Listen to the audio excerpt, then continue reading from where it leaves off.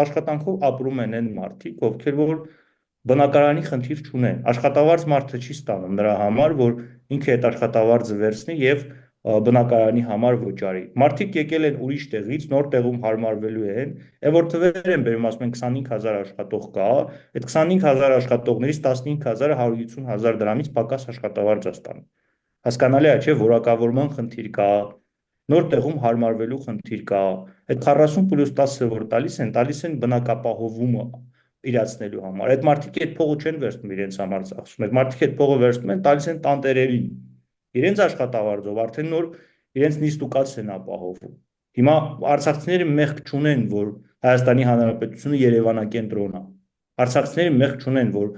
աշխատանք գտնելու համար ստիպված են ինքն հաշվի առնելով այն հանգամանքը, որ նոր են տեղափոխվել եւ հարմարվելը շատ դժվար է, ստիպված են մեծ շուկայում աշխատանք գտնել, որտեղ մեծ շուկայում աշխատանք գտնելը մի քանի անգամ ավելի հեշտ է, քան թե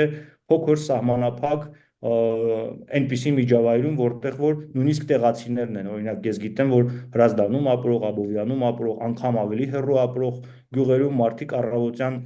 տրանսպորտային միջոց են նստում, գալիս հասնում են Երևան աշխատանքի եւ նորից հետ են գնում։